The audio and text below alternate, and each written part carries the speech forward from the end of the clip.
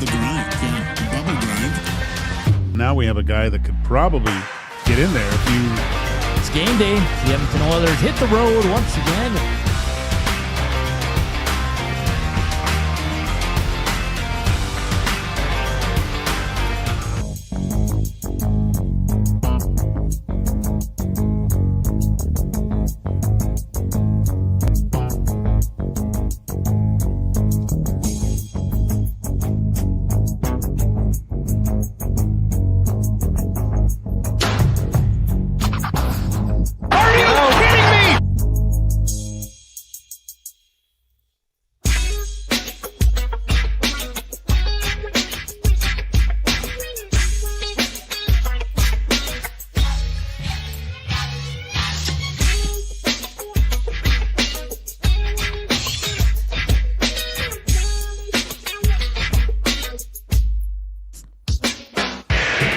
Happy Tuesday. Welcome to EST Afternoons here on Edmonton Sports Talk. Of course, our title sponsor on Edmonton Sports Talk is Play Alberta. Visit playalberta.ca/EST to learn more.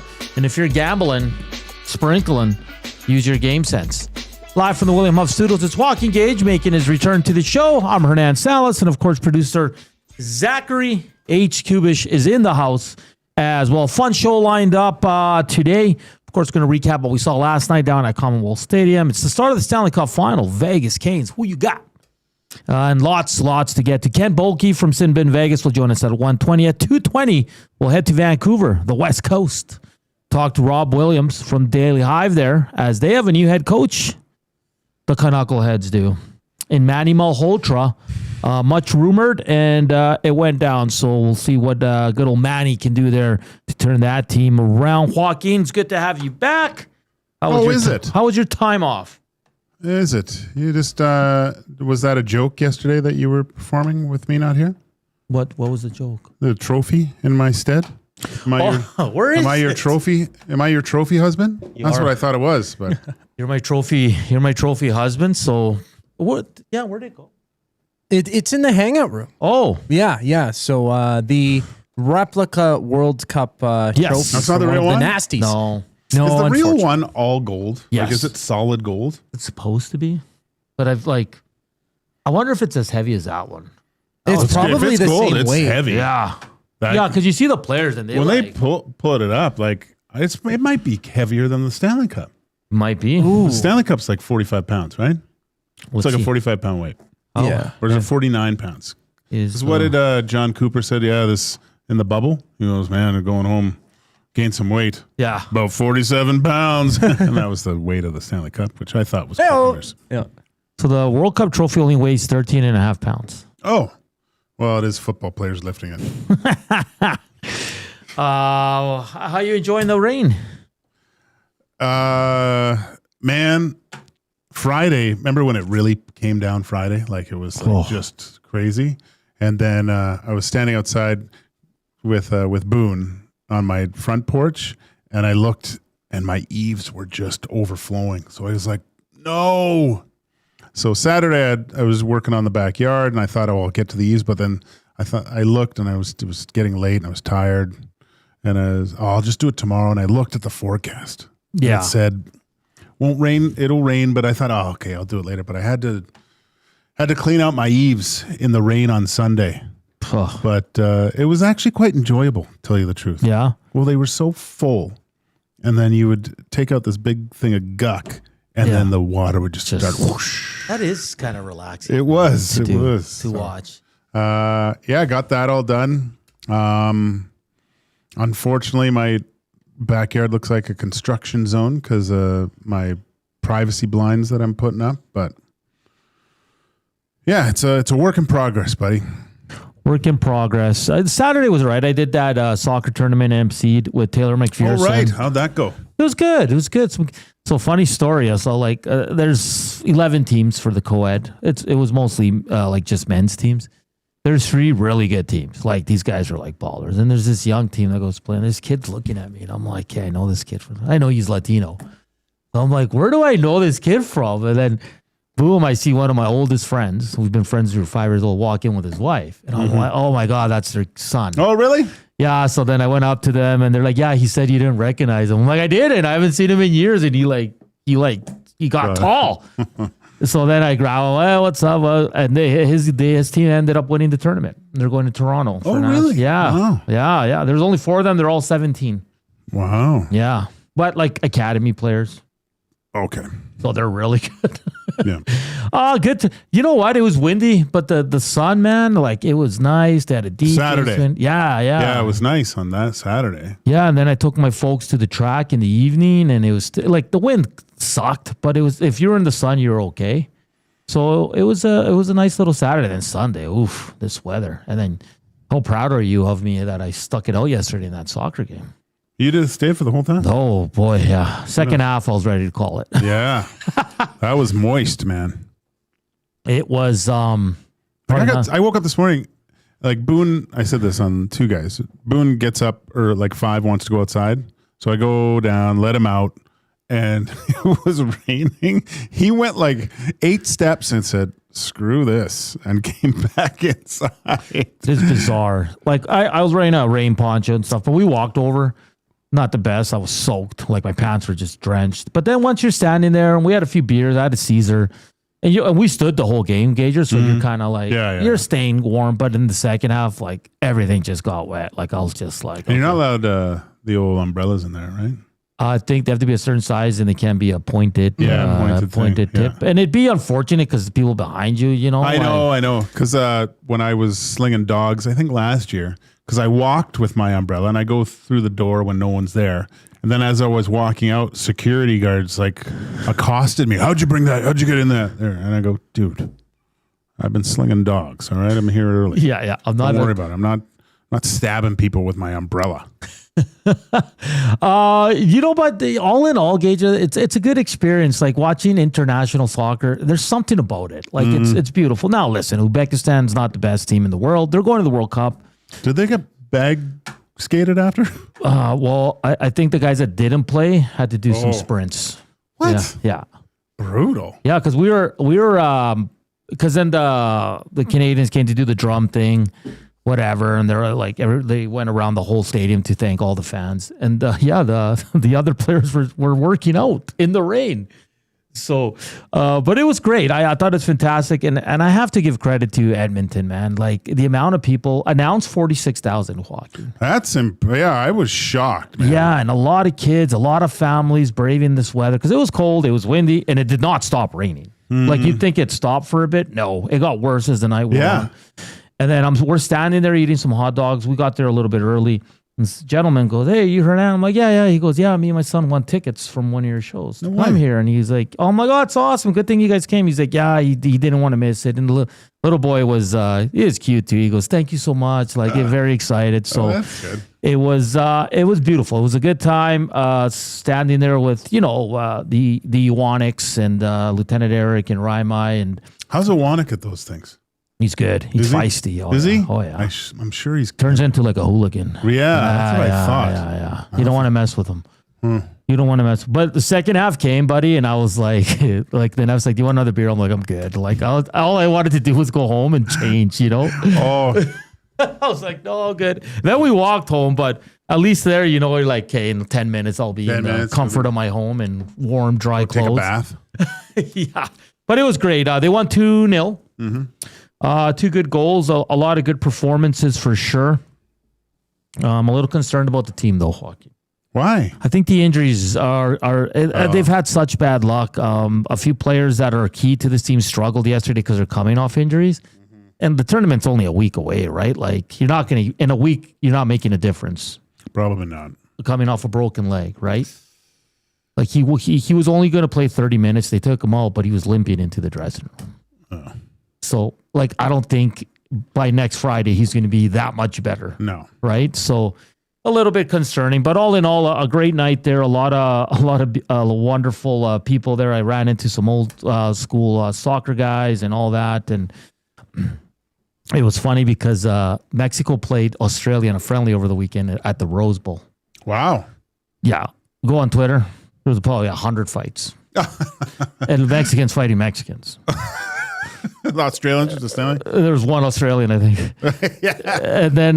Crikey. Yeah, you go there to like Commonwealth. Everybody's so friendly. Like the word most used is sorry because there's so much people. It's like sorry. Yeah. Like it's funny in that sense. But Edmonton never disappoints when it comes to soccer. And as much as people Gagers say they don't like soccer, everybody goes out to it. I'm not saying they don't like it. Yeah. I'm just saying. When did I say that? No, I said some people. Some people. Yeah. I didn't say you.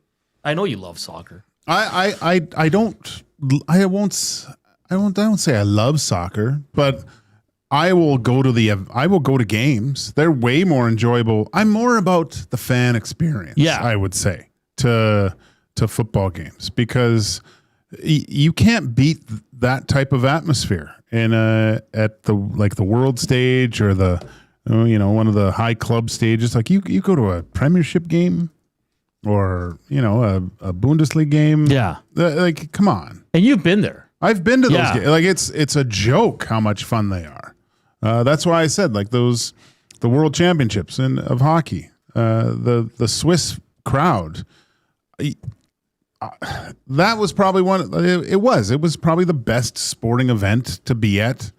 One of the best, or in hockey anyways, of the whole year. And that's on the planet. It was the way they're all singing the songs, and it's so loud in there. Like if Switzerland would have won, that would have been ridiculous. I would put it up against Stanley Cup Finals. Tell you the truth. Yeah, it's unique. It's unique, and the thing that here in Canada that we're still a ways away the chanting and getting everybody, because they have the supporter section where we were. Mm-hmm. And they have their songs and they have the guy, but like me and Eric were talking, like in South America and Europe, that just comes organically. You have your leaders of the crew, right? But like those songs, just someone starts them and then everybody follows, right? Like there's no, because last time they were here, Eric's brother started his own song and it was a hit, and everybody in the stadium was singing it. So we started singing it, yes, but you can tell some of them were getting upset, because it wasn't their song, right? So, but I'm like. But if people are liking it and it's just, and everybody's enjoying it, because then the whole stadium started doing ole, ole, and it sounded awesome. Yeah. Do you know what I mean? Oh, I know. But you can't be scripted. No. You know what I still say that even just for Oilers games, there should be a section that there's no seats and that they can just yell and scream as much as they want. Yeah. Yeah. No, it was... And our group was pretty good. I know the lady in front of us were like, have you guys ever been to Europe? We're like, no. They're like, we have. It's fantastic. And I'm like, well, yeah. Like, I've been to soccer games in Chile, and it's unreal. Yeah, it's crazy, man. It's scary, too, a little bit. A little bit. But all in all, it was a fantastic night. They play one more game, and then they're off to the World Cup that gets going next week, which is unbelievable. I did want to ask you about what happened over the weekend, Joaquin, that I was going to... Kuba, what were we talking about yesterday, hockey-wise? Oh! I don't know. They were talking about lots there. Sam O'Reilly. Mr. Hernan. Ah, yes. I don't know. Talk about that? Okay. You want to talk about that? We can move on. Mem Cup, only a fourth player to win the regular season playoff. Too soon to say the Oilers screwed that one up? Yeah. Okay. Ralph Intranuvo did that too, I think, though. Right? Oh, really? I think Ralphie was he MVP of the I think it was World Juniors. He was like an all-star of the World Juniors. He was MVP. I think he was MVP of, maybe not MVP. He was MVP of the playoffs in the Ontario League, and he was MVP in the Memorial Cup, I think, when they won. And so, I mean, Ralphie was a great player. That doesn't always mean that he's going to work out. Doesn't mean it translates into NHL success. No. And it's too early to kind of see what Ike Howard's going to turn into. Yeah. It's just when you watch O'Reilly play, he's more in the mold of exactly what the Oilers need right now. If that type of player translates perfectly to the NHL, then Ike's got to be a consistent 40-goal scorer. Yeah. Oh, man. Yeah, that's what we said yesterday. We said it's far too early. We'll see what happens in a couple of years. Canada loses to Norway for bronze. Yeah, that was tough. I was upset. But I was upset at the loss, but I enjoyed the ride, to tell you the truth. I enjoyed the game. I liked that they came back, and it was close. there is advantages, like I said, to those teams that play in Europe because they play together a lot more. And again, it boils down to it. The best players don't always win. The best teams win. Yeah, and good. I mean, good. And did you see Finland? Like Puljujärvi coming out with the trophy there. Like there's 8,000 people for that. That's not going to happen in Canada. Barkov was a stud. I mean, what else can you say? And that's scary. Him going back next year. It is. He looked really good. Florida's bouncing back. Florida's it'll be funny to see odds that a team that doesn't make the playoffs goes to the tops of the possibilities of winning a Stanley Cup. Their odds are probably going to be really good. Really good, yeah. Depends with Bob though. I wonder if Bobrovsky goes back. What if he moves on? I have a tough time thinking that he would move on. I mean, geez, why would he? Yeah. Why wouldn't you just take a couple mil and pay for my groceries and my gas? Basically, I don't need anymore. Yeah. Yeah, I mean, if he starts negotiating for more money and what is he, 40? You got a chance to, not that he's he has nothing else left to prove at this level. Yeah. The only thing is that's missing from his trophy cabinet is a gold medal in the Olympics. Yeah. We'll see what happens there. If I'm a betting man, I would bet that he's going back to the Florida Panthers. Why wouldn't you? Oh, I'd say it's 90%. It's just, they have cap room too, but why would you? Their team's basically set. There's not much adjustments. The one thing, you do not want to be a young player in that organization. No, you do not, because you'll probably spend a lot of time in the AHL. Yeah, so we want to hear from you. Let us know on the River Cree inbox, 780-218-9999. The afternoon inbox, always presented by the River Cree Resort and Casino. Check out their Tap 25 restaurant where the entire menu is 50% off 7 days a week from 2 to 5 p.m. Hit us up on the Nasty Chat. Smash the thumbs up!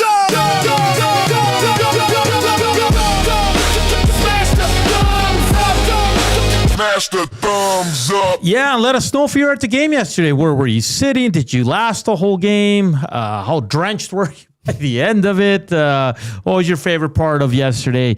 Let us know at the afternoon inbox, the River Cree inbox, apologies for that, and the Nasty Chat. It was a fun time down at Commonwealth Stadium.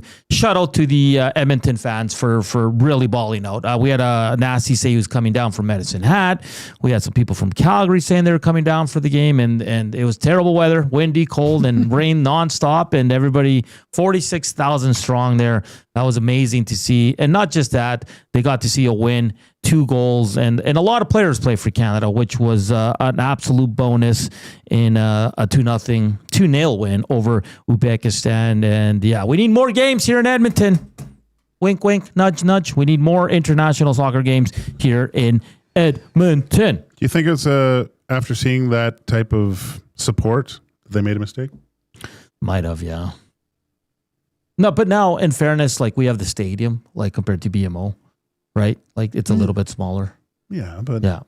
But the people come out, look at these last 3 games. It's been winter for 2 games and a torrential downpour for another one. And it's been, that's it. You know what's awesome too, Gager? Seeing that stadium full. That's pretty cool. Because we don't see that often, right? So it looked awesome. Okay, we're going to get to a break. Coming up next, Ken Boehlke from Sin Bin Vegas joins us here to tee up Game 1 in the Stanley Cup Finals. The Vegas Golden Knights in Carolina to take on the Canes. Later, the 3 of us will make our picks for the Stanley Cup Finals as well. We got noticias coming up this hour. So hit that thumbs up and let us know where you were at the game yesterday and how much fun you had and all that fun stuff. Don't go anywhere. We go to Vegas next here on EST Afternoons. Joaquin, Gage, Hernan and Salas. Here's Coob with your sports update.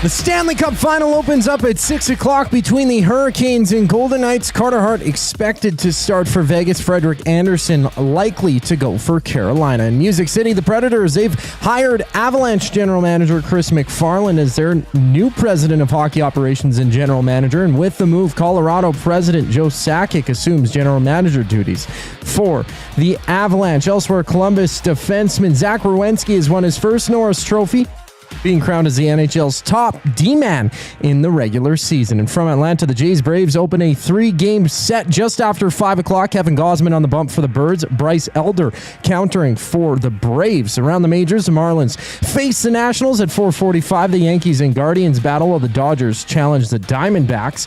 Meanwhile, the Riverhawks, they're in action out against the Harbor Cats. First of 3 total games. First pitch at 7:35. Catch the full game right here on EST. Find the full schedule at EdmontonSportsTalk.com. We get a Vegas perspective on the Stanley Cup Final next here on EST Afternoons. I'm Zachary Kubish, keeping you up to date. The Nielsen Show with Lieutenant Eric. TSN's Craig Button joining us. I just been out riding a bike, spending some time. We're going to go for a hike tomorrow and just trying to get outdoors and get out on a kayak. And you'll be better than Dustin. I do kayak, Dave, and it doesn't take much to be better than Dustin. I mean, all you got to really do is stay afloat, and you're already better than Dustin. So The Nielsen Show with Lieutenant Eric. Weekday mornings 6 to 9. Only on Edmonton Sports Talk. Your clear choice for Edmonton sports.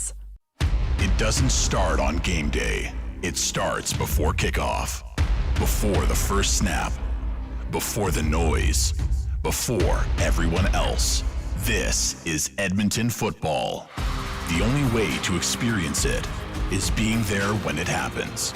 Every hit, catch, and touchdown. Season seats, flex packs, groups, single games. There's a way in for everyone. Edmonton Elks. Our city, our year. Get your seats now at goelks.com/tickets. Some of us are walking, others are biking. Together, we are accelerating the pace of MS research breakthroughs. This May, join Sentinel Storage at an MS Walk in your community. Sentinel Storage, proud partner of MS Canada. River Cree Resort and Casino and K97 proudly present Prism in Albanova. May 29th in the venue. Tickets at rivercreeresort.com. River Cree Resort and Casino. Excitement. Bet on it. Goodwill is one shopper, finding something I never knew I needed. A jacket, a deal, one donor, letting go of something so someone else can move forward. One program participant, learning, trying, building skills, building confidence, building a future. One purchase, one donation, one job, one choice. Goodwill is the power of one, the power of one, the power of one, the power of one. Goodwill Industries of Alberta. It all starts with one. Somewhere, someone is sitting on a patio that is literally part of the parking lot. They're hot, uncomfortable, and bored. Do not be that person. The Canadian Brewhouse has a rooftop, real turf, misters, fire tables, patio games, big screens, and zero reason to be bored. This summer, your standards are higher than a parking lot, and you know it. The Canadian Brewhouse, Canada's best patios.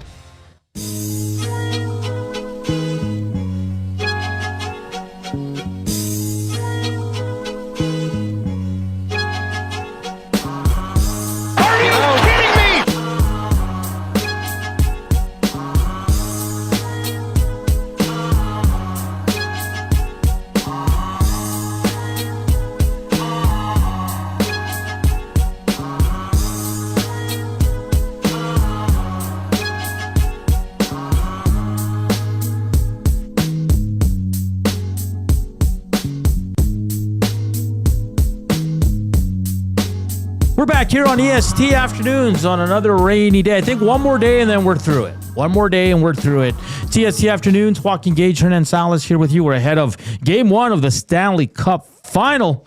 All our guests are brought to you by Oil Country Towing, Edmonton's most trusted 24/7 roadside rescue team, fast, safe, and reliable for over 15 years, whether it's a game day or a rainstorm. We work as hard as your favorite team to get you going. Call 780-986-6088 for all your towing needs. And with that, we bring in Ken Boehlke from Sin Bin Vegas here. Ken, Not gonna lie, a little jealous that you're covering the Stanley Cup Finals. We got used to it around these parts, but you guys are right back in it there. I mean, it just seems unfair. Another Stanley Cup Finals for the Vegas Golden Knights. But how you doing, man? How's the vibes? It is a little unfair. It's nice here in Raleigh. I like Raleigh. The pig is good. I learned today, I was unaware of this, that if you order chopped barbecue, that is pig. You don't have to say what kind of meat it is, just chopped barbecue. That means they take a whole bunch of pig, they chop it up, they put this vinegar sauce on it. It's fantastic. So I'm having a great time here. You want to talk about sports or what can we do? Just do food? I'm intrigued about, what is it called? The chopped barbecue? Chopped barbecue. Ooh. Yeah. So I thought barbecue. We went to the place yesterday, like, we're out of chopped barbecue. And I'm like, well, that's not good. You don't have any barbecue. You're a barbecue place. She's like, well, we have chicken. Well, then why didn't you just say that? Barbecue is apparently a whole bunch of pig. I learned that today. So in case you ever decide to come down to Raleigh, chopped barbecue, and it's fantastic. Get some. It's awesome. I don't know if the restaurant's still there, Ken, but I think it's 40th Street Oyster Bar. It might not be there anymore, but it's something else. And go have some hush puppies. That's what. I love a good hush puppy. Oh, God, are we close enough to the ocean to have oysters? I get a little. I know. We start getting in. I've been to that restaurant and nothing happened. Everything was cool. So. Okay, well, that's good to hear, because when things happen after you eat oysters. That was about 20 years ago, though, but still. I had some things happen after I ate donair up there, so we don't want to talk about that. It was rough. Game 3, 2023, it was brutal. Well, we had donairs once before a show. We were celebrating a parlay hit, and we were all regretting that decision. Condensed milk did not agree with me, my friends. Well, next time when you're in town, come into the studio, and I'll whip them up homemade. You'll be all right. It'll be fun. I don't know. I'm still traumatized. I'm going to be honest. Like, I trust you, but like, I'm still traumatized. Well, speaking of bowel movements, what do you think this series is going to look like, Ken? Is this going to be going to be just a slugfest and nastiness, or is it going to be kind of more of a skilled game? I think this is a very interesting series going forward. I think it's going to be a fun series to watch. Like, I know a lot of people are saying like low scoring, not a lot going on, that type of thing. I don't really view it that way. That's not really how Carolina plays. Like, I don't watch Carolina and think this is boring. Like, that's not the style that at least for me, that's not how I've always viewed it. Nonetheless, I think that when you watch Vegas, they're going to have to find ways to break that pressure and then strike quickly the other way. They're going to want to kind of muck it up in the offensive zone and hold the puck and hold possession as much as they can. But I think their best offense is going to be taking the puck away and then going. Get out on the rush. Get those defensemen up in the rush and try and take advantage of what Carolina is not doing quickly. Because once they settle in, they're really difficult to get shots on. The goalie's having a good playoff run so far. So I think that's the answer, is like, get that quick strike. When you catch guys on the wrong side of the puck, which will happen to Carolina a lot the way they play, go. And I think that's what Vegas can be good at and has been good at all year. Ken, I think one of the intriguing parts of this series is that both teams, they play their guys. I mean, they're not the LA Kings who run 3 lines and 4 defensemen, or other teams that do that. Like, both teams will run all 4 lines, all 6 defensemen will play. Obviously, some will play more than the others. But when you look at the depth of the 2 forward groups, who do you think has the advantage? Because they're both really good. It's really close. It's really tight. I think, like, it depends on where you're talking about. You're putting Mark Stone. If you put Mark Stone in the top 6, Vegas's top 6 is better. And I think it's quite a bit better, actually. But once you drop Mark Stone on the third line, which is where they have him today, Sissons is the center, Stone on the right, Hertl on the left. Now, all of a sudden, I think the top 6 has become somewhat comparable, if not a little bit better for Carolina. But Vegas has a lot more scoring advantage down on their third and fourth line. Fourth lines may end up offsetting themselves. The one thing I would say, though, is I'm interested to see how much they actually do play the guys. Like, Carolina's 12-1, Vegas is 12-4. Neither team has been behind in a series outside of one game. Montreal was down 1-0 in the Eastern Conference Final. Vegas was down 2-1 in the first series. And boy, did their roster change when they were down 2-1. If somebody goes down, which is inevitably going to happen as far as I know how series work, I think you're going to see a shortened bench from one team or the other. I think you're going to see less of that fifth and sixth defenseman. You're going to see less of those fourth lines, and you're going to see more of the best players. Tortorella is not afraid to play Mitch Marner 26 minutes, Jack Eichel 25 minutes. Like, he will do it. He just hasn't needed to. And I wonder in this series, will he need to? We will see. Is this being from Vegas, is this a series that who can be the best Floyd Mayweather with that type of defense and just counterpunching? Because when I watch both teams, it seems like that's how they operate. Their neutral zone play. Whoever can do that, that Philly roll best, I guess, in a boxing term, and counterpunch and get opportunities that way. Because both teams in the past few series seems like as soon as they get up a few goals, that's when they're the most dangerous, is because the other teams have to start taking chances. I think that's the absolute answer for Vegas. I don't know that I would look at it that way if I'm Carolina. I think if you give the Golden Knights tons of offensive zone time, they're just going to be a bear on you eventually. They're just too big. They have a bunch of guys who hold on to the puck. Eichel's really good at it. Marner's really good at it. Hurdle's really good at it.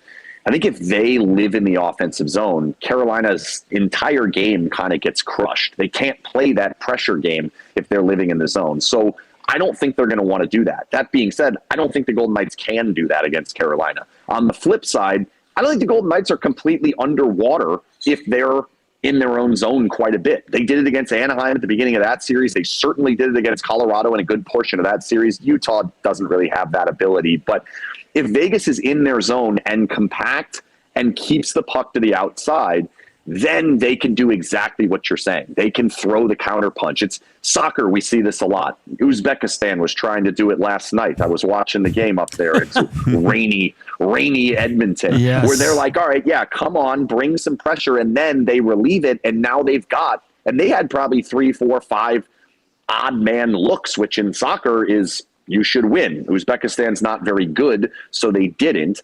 If Vegas gets 5, 6, 7 odd man rushes when they can quickly break the puck out, I think they're going to score 2, 3, 4 goals. And I think that's all you probably need. The first team to 3 probably is going to win most of these games. So I think a counter style is probably beneficial for Vegas. And I think Carolina is going to be happy to play right into that. So that's kind of how I see it going, where like the Corsi number will be 65% Carolina and Vegas will win the game 3-1.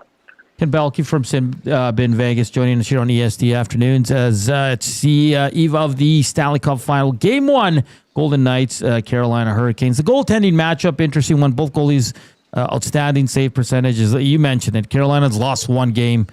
The Golden Knights have lost only 4. It's nuts. Yeah. I mean, you got Freddie Anderson, Carter Hart going toe-to-toe. Who do you give the advantage to?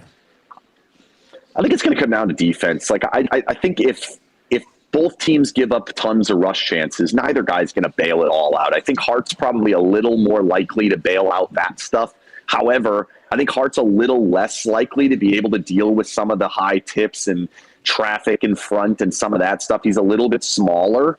So I think it's kind of similar. It's like, can the Golden Knights block the shots and keep those shots from actually making it to Hart? And then can they get the rush chances to expose Carolina and open it up and then make it so that even if Freddie Anderson's good, it's not going to matter. If you give up 6 2-on-1s, even like say 7 or 8 3-on-2s, inevitably you're going to get a pretty good chance that even a great goalie who's locked in is not going to stop. I think it's more likely Vegas gets more rush chances, which is going to end up, I think you're going to walk out of this series with believing Hart had the better series than Anderson, even though I don't think that necessarily guarantees that Vegas wins the series. I think Carter Hart can have an excellent series and they still lose.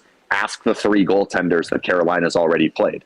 They're like in the top 4 or 5 right now in goals saved above expected, all 3 of them. And all 3 of them are not here in Raleigh having chopped barbecue with me. What matchup intrigues you the most in that forward group? I don't see these coaches trying to match too much, but something might form throughout this series. What's kind of the tipping scale of who's going to the battle that you're going to be most interested in, Ken? It's what each team decides to do with Jordan Staal and William Karlsson. Yeah. So like they're very similar. They have line mates who are dangerous. Like I think Marner's a lot more dangerous than Nick Ehlers, but Nick Ehlers can do some things and be dangerous a lot. I would argue Staal might be the best lockdown defensive center in the league. Karlsson's up there, but I think Staal is even better. I'm interested to see, like, especially in these first two games that are in Carolina, are they going to try and take Jordan Staal and take out Karlsson and Marner and say, let's just wipe out the knockdown lines, the knockout lines, right? And then we'll just deal with our top line versus your top line, our third line that's cooking versus your third line that's cooking. They might go that way, but usually both teams prefer to use that line against the opposing top line. Does Tortorella want Karlsson against Aho? Maybe. I think possibly, and that might end up working out. Does Brind'Amour want Staal against Eichel? Probably. But I don't think that's the best option if you go through each individual matchup. I think it's actually beneficial for both teams to say top line versus top line, shutdown line versus shutdown line, third line that's been really good, and fourth line that's doing the job. And then you steal the shifts with the fourth line in the offensive zone whenever you possibly can. Like, that's what I'm interested to see, because if it goes real well one way or the other one's going to have to adjust to it. And then what happens? Does that mean changes in lineups? Does that mean, I don't know. Like, I don't know what happens if Staal or Karlsson wipes out another line that isn't their direct competitor. Yeah, Ken. And the last one, I mean, do you, short series, do you think this is going 6-7? Or where's your mind at? I won't ask you to pick a team, but maybe just. I will. I'll do it. Okay. I'll do it. All right. I did it on our show, so I'll do it for you. I think it's Vegas in 5. And like, I've not been on the Vegas train. You guys have had me on quite a bit this year. Like, I have not been on the Golden Knights are a great team all season train. I think this matchup is brilliant for the Golden Knights. Like, it looks great to me, because what Carolina does, what Carolina wants to do, I think will actually play into Vegas's hand, as long as they don't hand away goals. Earlier in the season, if you would have asked me this 2 months ago, I would have told you Carolina wipes the floor with them 4-0, and the Golden Knights never have a lead in the entire series. But in the last month, they're not turning the puck over. They're not struggling with gapping up on rushes. They're not having a hard time making that first pass deep in their own zone. And if you do that, I think eventually you can be patient enough that Carolina will give rush chances away over and over and over again. And if you give rush chances to the Golden Knights, they will bury a few and they will beat you. And Vegas has a special teams advantage, which may be a goal or two. I wouldn't be surprised if Vegas loses game 1 and then wins the next 4. But I think Vegas will win 3 games in a row in this series at some point and win the series in 5. Awesome. Ken, enjoy game 1. Enjoy Raleigh. Don't have too much barbecue, buddy, okay? I don't know if that's possible. I'm already trying to figure out where there's tailgates. Apparently that's a big deal down here. And I've been asking. I need someone to invite me to a tailgate so I can eat more barbecue without being the creeper that just shows up to somebody's tailgate. Good stuff, Ken. Enjoy game 1, buddy. So, yeah. Ken Boehlke from Sin Bin, Vegas. Man, Raleigh sounds like a hoot. It's kind of cool. Like, it's not a huge city. Yeah. And then I think there's a women's college right in the middle of it. Like, it's just women, or it was when I was there. And yeah. And then, well, of course you have University of North Carolina down the road, but then you have there's so many universities like Wake Forest, Duke. It's all right there. It's all around there. Yeah. That must be so awesome. I got to get down there. Go watch a Durham Bulls baseball game. Yeah. Bull Durham? Bull Durham? Yeah. I've seen it. I can't remember it. Oh, jeez. I saw it a long time ago. That's Kevin Costner, right? Classic. Yeah. It's one of the best. Sarandon. Oh, Sarandon's in it. That's right. Yeah. Interesting what he says about the matchups. Yeah, Karlsson up against Staal. I could see both coaches trying to get away from that matchup as much. Just letting them roll. But, I mean, again, it's weird talking about hockey and hearing him talk about, because I haven't watched a lot of it, and I'm more listening. I'm like, oh yeah, I guess right. Hockey. Who has higher end of talent like Vegas because of Marner, Stone, Barbashev, Dorofeyev, Marner, Howden now, Hurdle, Stone, Theodore, Hanifin, Rasmus Anderson. That's what are the Hurricanes? I mean, Svechnikov, Aho, and Jarvis. That's nothing to shake a stick at. That Stankoven line's been really good with Blake and Hall.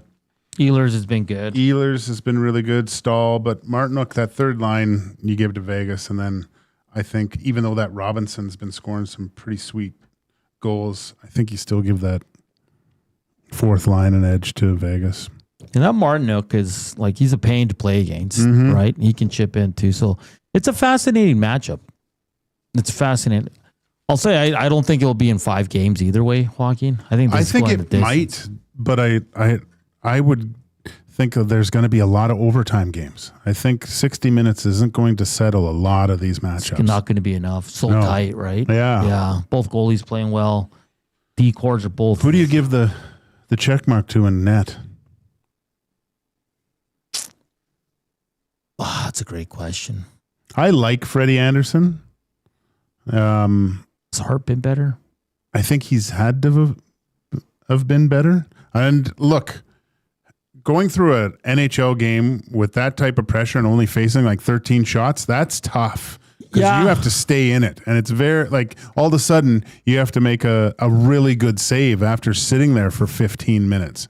That's no easy task. I would much rather have 40 shots than 15. That's a good point, because I was just going to say, well, he wasn't really tested in Montreal because he never shot. But that's the thing you just brought up. One, he would go almost 2 full periods without a shot. Yeah. Right? And they did have some good looks. A lot of times they didn't shoot. Exactly. So, it's I think goaltending is really close. I give the edge in the D-cord to Carolina. Yeah. And I think the forward group, I'd give the edge to the Golden Knights. Do you give it to Carolina? God, it's still close, man. I mean, Slavin Chattenfield, good. Keandre Miller, Walker's been good. Gostisbehere, I like him too. But I guess if I had to pick one of the D cords, I'd go Carolina. I think there's more offensive upside to the Vegas one, though. Yeah, because they got Theodore, Rasmus, and Hanifin. McNabb's a beast. Yeah. Drops off a bit with Coughlin and Lawson, but I mean Nikishin, the young guy. Yeah, I just like the Slavin, Chatfield, and Miller of the I just love that size, they're just huge. Stay at home, just rough and tough. Yeah, it's gonna be interesting, man. I'll be honest, we're gonna do our picks in the second hour. I don't know where I'm going yet, Joaquin. Because the more we hear and interview people and just listen to different interviews, a lot of people heavy on the Vegas Golden Knights. Well, I think a lot of people want to see the one-man parade with Mitch Marner down Yonge Street. Oh, does he go to Toronto? Of course. Of course he does. I mean, fans shouldn't hate him. For what? Hey, he might be the one to bring the cup back to Toronto. Literally. All right, on the other side of the break, we're going to get to noticias. Like always, the afternoon inbox is presented by the River Cree Resort and Casino. Check out their happy hour. It's $5.25 drinks. You might need it with this weather.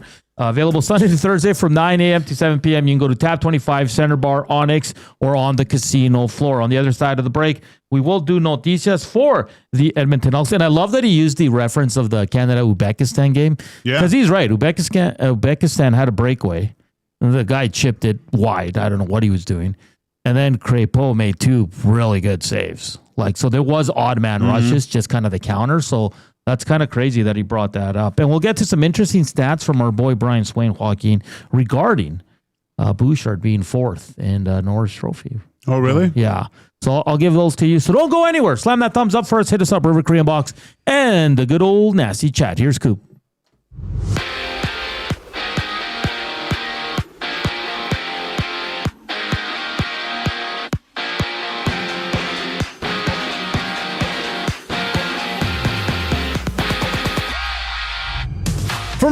City, the Stanley Cup Final begins 6 o'clock. Puck drop. The Hurricanes playing host to the Golden Knights. Carter Hart expected to start for Vegas. Frederik Andersen likely to go for Carolina. In Music City, the Predators, they've hired Avalanche general manager Chris McFarland as their new president of hockey operations and general manager.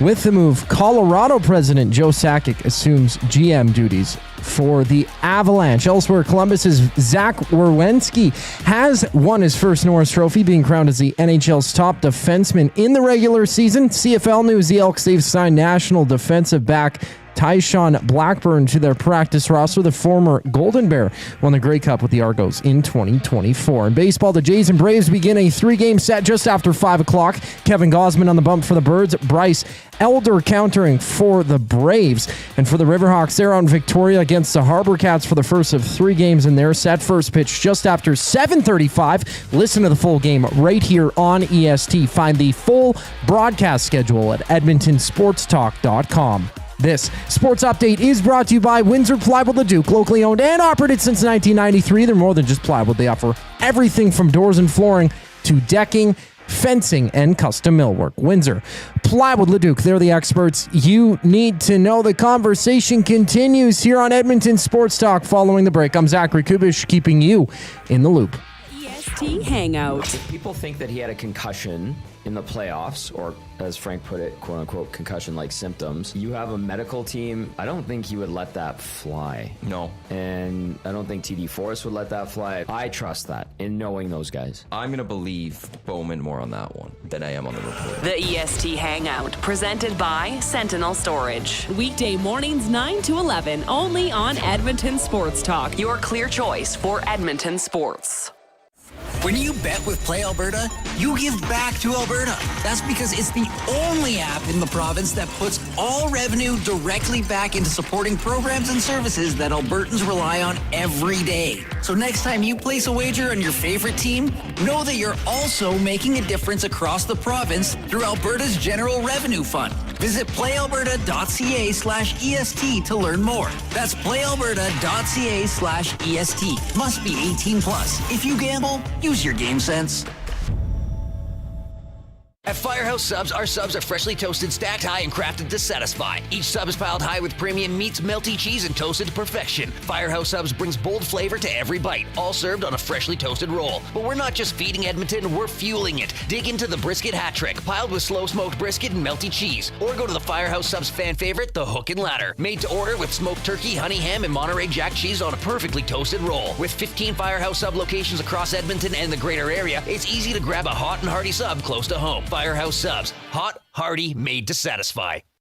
Time for a new career in 2026? Or maybe your kid is still pondering their path. Good news! Weiss Johnson is hiring. It's Dennis, and not only are we hiring for heating and air conditioning, we're also looking for experienced plumbers and gas fitters. With the growth in residential development, there's no shortage of opportunities at Weiss Johnson. Choose your path with us. Learn from one of the industry leaders, and we will grow together. Receive great benefits and school reimbursement as well. Visit weiss-johnson.com today. Looking for quality building materials and friendly advice? Visit us at Windsor Plywood Leduc, family owned and locally run since 1993. From interior materials for doors, flooring, baseboards, and all the finishing touches to all you need for your outdoor projects like cedar lumber for decks and fences, plus all the plywood you'd need. Our full-time on-staff carpenter can help with anything odd-sized or custom, and from domestic hardwoods to exotic selections, we've got you covered. And if we don't have it, we'll track it down for you. Windsor Plywood Leduc. We're the experts you need to know.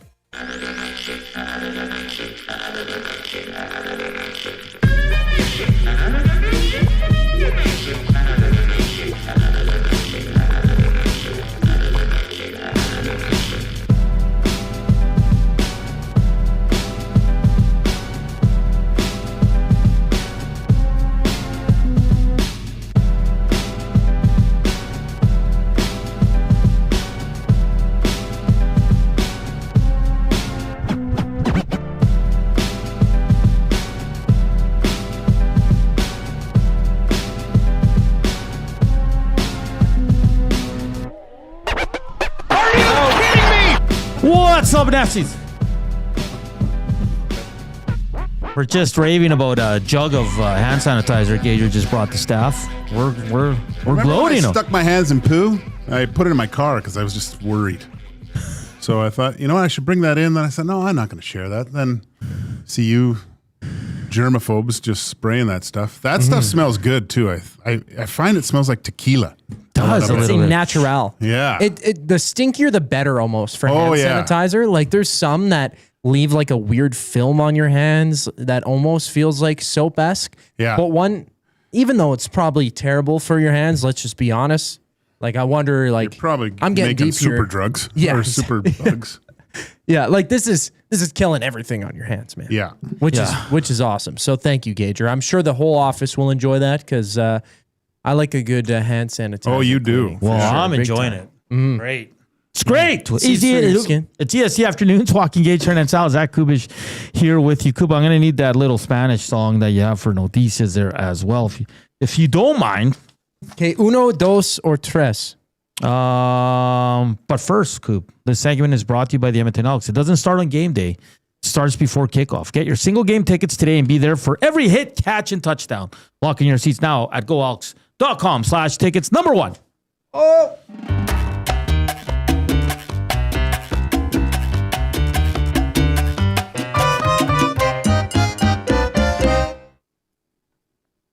Joaquin, Zach Werenski wins the Norris Trophy. I mean, no surprise, right? Well, there was 3 people, so you had a good chance to guess. Yeah, but I remember when we were all debating whether Boo should be. We all I think most of us were like, "Well, Werenski's probably going to win it." Yeah, I thought Makar might, but whatever. He was. I think who was the third one? It was Makar, Werenski, and Dahlin. Yeah, and I mean, there was a lot of good players on Buffalo too. Yeah, but I think just because Werenski finished, he was their leading scorer, right? So he doesn't get he was playing with this Gage. guy, yeah. He didn't have own power. It was just Werenski, and he almost dragged them into a playoff spot. So. I find this so stupid, though, that argument that he plays with great players. Well, a lot of guys do. You know what? If any of these psychopaths would have watched the World Championships and Bouchard's not playing with Leon or Connor, and he was arguably their best player. Yeah. Right? So he's still doing good things. Yeah. Yeah. So stop it. Stop it, please. Okay, Joaquin. So Bouchard finished 4th in voting. He only had 12 first-place votes. Hudson finished 6th in voting. Quinn Hughes was 7th. That's weird. Yeah, it is. To me. So the eye test with you. Go ahead. Sorry. No, but you're right. Like the eye test alone, like he's a fantastic hockey He dominates. player. Yes. Dominates the game. Anyway. In Vancouver, before he got traded, he was winning games by himself. Yeah. Okay, so this is courtesy of... Well, sorry, didn't he break like records in Minnesota for defensive scoring too? Like might have, because they've never had an elite defensive scorer. No, they have had all defensive defensemen, like kind of the bread and butter of... Is Spurgeon their leading defensive of all time? Yeah, I think so. Leading point scorer in a single season or all time? No, all time. All time. For defensemen, I think he's up there, right? But, I mean, yeah. It must be. Well, who else would be? Ryan Sutter. Ryan Sutter, yeah. He's their leader? He'd be up there, I think. No, it's Spurgeon, Sutter, and Suter, and Jonas Brodin. Brodin. Then it goes Dumba, Burns. Burns is 5th. Brett Burns, right. Wow. Yeah. Dumba. That guy was a good player. What the hell happened to him? He went to Pittsburgh and then his he didn't contract play. got. He finished in Dallas. Wasn't he in Dallas last year? Or was he in Pittsburgh? Right. He was in Pittsburgh. No, he's moving all over the place. Yeah. He was in the AHL, actually, for parts of the season. Played 27 games in the AHL, had 20 points. That's crazy. Mm-hmm. That's crazy, Quinn. That's why I listen. I know not every writer. I know a lot of writers don't let the bias get to them and don't vote on guys they've never seen. No, they've watched them, and that's why I hate it. Because how Quinn Hughes is 7th, Joaquin. it blows my mind. It blows my mind that he's not in the top 3, right? He should be. Yeah, even Bouchard to get 12 first place votes is a bit of a joke. Just for ice time alone, like Quinn Hughes almost has a minute more than Werenski. Yeah. Like total on average, 27-44. If you're playing almost half a game in the NHL, and I know most of number one defensemen, they could play over 23 minutes, 24 minutes. But if Quinn Hughes is out there playing that much time, like, I don't know, the consideration there has got to, if you see the team trusting him in any situation for that amount of time, I guess maybe not penalty kill, still, like, for him to be that low, kind of an undershoot to Hughes, no?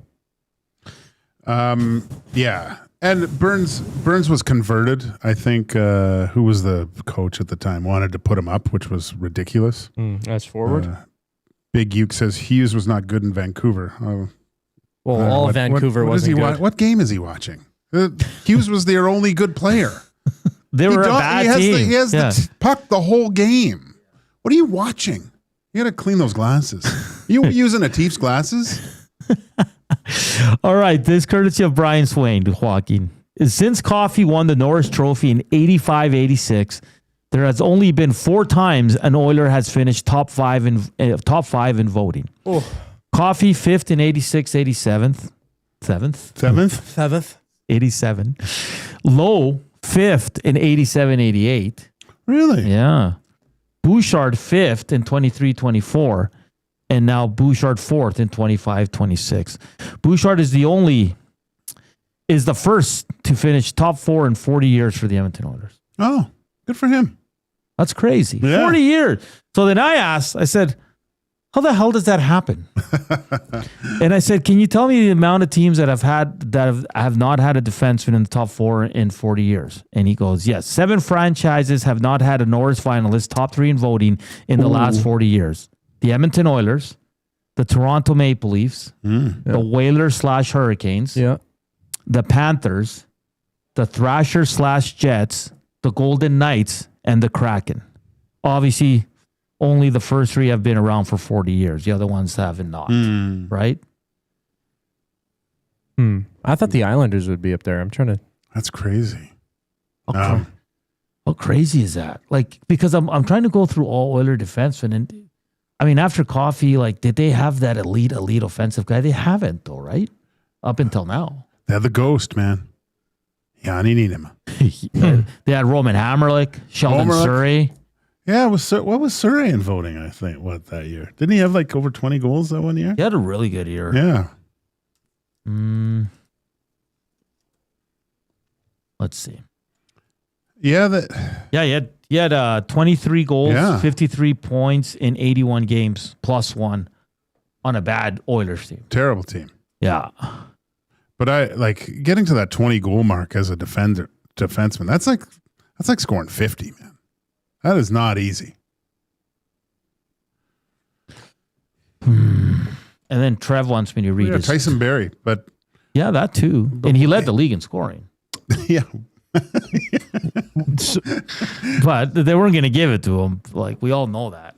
So for Norris, as according to hockeyreference.com for Sheldon Surrey, when he was with the Oilers 08-09, when he scored 23 goals, 53 points, 13th in Norris voting. And then when he potted 26 with Montreal 2 years before that, he was 8th in Norris voting, and then was 12th in 03-04 when he scored 15 as a member of the Canadiens.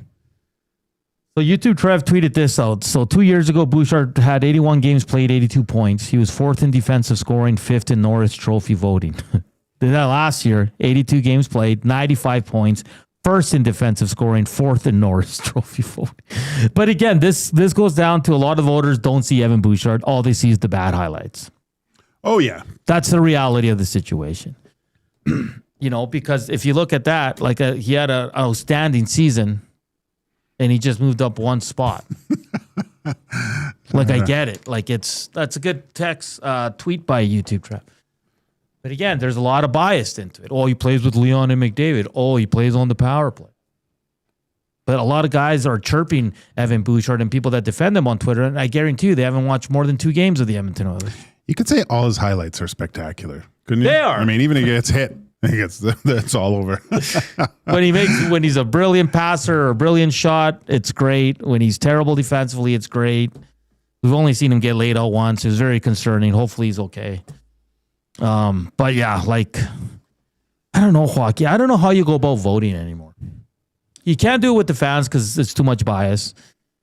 Could you do it with the players? Yes. There's bias there too, though, because they're going to vote for their guy. Well, they don't put their guys on their own team on there. Oh, so you got to vote. Fine. You got to vote for the other guy. Okay, yeah, that's fair because it's all even. It all evens out. Mm-hmm. I think that's the best way to go because some apologies, but some of these writers, you can't trust them with these votes. It's. I mean, I've said this. The players know who's the best, right? That year, every guy we talk about every team would die to have one of these guys on their team, though. Yeah, so it's.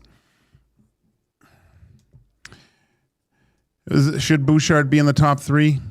Yes, I think so. Werenski, is he an unbelievable defenseman? Yes. Like watching him at the Olympics and the Four Nations, you could see what. Oh my gosh! You start putting some other talent around this guy. Yeah. Look out! But no, man, it's Bouchard gets a bad rap. He does. Caster says, guys, can you tell me if this stat is correct? The last 10 Norris winners, 8 also led in points. That's 2 years that it wasn't given to the points leader, or this year and Barry's year. I just did a quick search. You are correct. Cale Makar, Quinn Hughes, Eric Carlson, Cale Makar, Roman Josi, Mark Giordano, and Brent Burns all led the league in scoring when they won. The only guys that did not was Victor Hedman in 2017-18 and Adam Fox, who finished second in points in 2020-2021. Do you have the stats for when Carlson won? What were the point totals for the other guys? Because he was like minus 25 that year with the Sharks. He was. I'm going to look that up right now. Because right there, it doesn't make a lot of sense. It doesn't. Like, what do we... I mean, 100 points is crazy. But what was Bouchard, 93 this year? 95. 95. Like, jeez. If Hyman would score a couple more. Okay, so the year Eric Carlson won, he had 101 points. He was a minus 26. The next closest were Quinn Hughes and Josh Morrissey, tied for second with 76 points. That's a big gap. But again, I mean, Carlson was pretty good that year. I don't know what they're looking for, really. You know? Well, that's what I mean. Like, is that Carlson's first, though? That's his only Norris. And there were some years where he probably should have won it, especially when he was in Ottawa. Yeah, he was really good in Ottawa. Yeah, he was their whole team, right? So some of the stories Cass talks about, like it was just, you get out in practice and guys can do some amazing things, but then to go out in a game and still keep doing those amazing things, like he made it look like men's league at times. And just quickly back to the voting, like... I'm intrigued. I would ask a writer here in Edmonton, Preston Hodgkinson writes, Jerry Modijon writes. I would honestly ask them and just say, hey, boys, how many Colorado Avalanche games do you guys watch a year? Like, seriously. Yeah. How many Buffalo Sabres games? Because I think it's fair in every market. How many games of that guy do you watch? How many Florida games do you watch? Exactly. Right. Outside of when they play the Oilers. Because then... if they're not playing the Montreal Canadiens or the Toronto Maple Leafs on a Saturday, like the early game, I'm probably not watching. Yeah, exactly. It's the only time I watch Eastern kind of teams usually. So that's where I'm at. Like, why does media vote when they barely watch the other guys play? And I'm not saying all of them. Maybe some guys watch him 20 times. Is that enough of a sample size? But again, like I said on Two Guys, they could probably get their shifts and watch them, or and just see their shifts and see what they do. But that doesn't give you a good kind of view of the whole entire game, right? No. Yeah, I'm just. Let's be honest. Let's all be honest here. We're two hosts. How many Columbus games did I watch? The two against the Oilers, and that's it. So I can't sit here and say Zach Werenski deserved the Norris because I have no idea. All I can look at is his stat line and his highlights. Is that fair for us to vote if me and Joaquin got a vote? Hell no, it's not fair to vote. You know who we would have voted for? Bouchard, because we see him 82 times a year. I wonder, like, and everyone's criteria probably changes too, right? The way they kind of points, obviously. You got to look at stats. There's probably some advanced metrics that they look at. I mean, most of the time it's the eye test for me. But that's the thing, Joaquin, is analytics looking at a chart enough for you to make a judgment on who's going to win a trophy? So hard in hockey to do that. Yeah, so. All right, we got to get to a break. We're really late. Portions of this hour brought to you by Lamley's. Built for the job, made with quality craftsmanship and designed for job protection with cowboy-worthy durability. Lamley's workwear combines safety with all-day comfort, featuring brands like Ariat Work and Wrangler Rigs, designed to withstand tough conditions and deliver performance across every job site. Visit lamleys.com/work to see how Lamley's can make your workday better. LAMMLES. All right, we're late, but that means we're having a good conversation. We're back with hour 2. We'll head to Vancouver. We have the Screw Let's Do It parlay, and we'll make our Stanley Cup Finals picks coming up next here on EST Afternoons. The Reed Wilkins Show with Jay Milne. Mark Stone and a bunch of other guys who would skate over their grandmas to win the Stanley Cup. Oh, and they have a little guy cast off from Toronto because he couldn't win in the playoffs. I think the Golden Knights are putting it together. I think the Golden Knights are going to build on their reputation of being the most hated, miserable, bastardy team in the National Hockey League. Golden Knights in 7. The Reed Wilkins Show with Jay Milne, weekday afternoon 3 to 6, only on Edmonton Sports Talk, your clear choice for Edmonton sports. Looking for flooring? Paramount Flooring has it all. Sales, service, and expert installation. With options for every style and budget, open 7 days a week. We've got you covered. Quick delivery and in-stock deals. Plus, EST listeners get 10% off. Visit ParamountFlooring.ca today. You've heard the name, but what does it mean? For over 66 years, William Huff Advertising has supplied signage from screen printing to digital to LED with design, production, and install in-house. It's a one-stop shop for all your signage needs. Edmonton owned and operated, William Huff has been trusted by the biggest companies and teams in the City of Champions and many others across the country to do the job. If you're looking for a way to get the word out about your company or event, they are the answer. Go to www.williamhuff.com. Their results speak for themselves. River Cree Resort and Casino and K97 proudly present Prism and Aldanova. May 29th in the venue. Tickets at rivercreeresort.com. River Cree Resort and Casino. Excitement. Bet on it. It doesn't start on game day. It starts before kickoff, before the first snap, before the noise, before everyone else. This is Edmonton football. The only way to experience it is being there when it happens. Every hit, catch, and touchdown. Season seats, flex packs, groups, single games. There's a way in for everyone. Edmonton Elks, our city, our year. Get your seats now at goelks.com/tickets. The Canadian Brewhouse has a happy hour for any scenario. Had a good day? It's time for happy hour. Bad day? Oof, happy hour. Boss said great job? Happy hour. Boss said let's circle back? Ugh, definitely happy hour. Got a promotion? Happy hour. Spilled coffee on your shirt 5 minutes after getting dressed? Ugh, happy hour. So whether you're celebrating or recovering, our happy hour starts at just $3.99. The Canadian Brewhouse. Your day just got happier.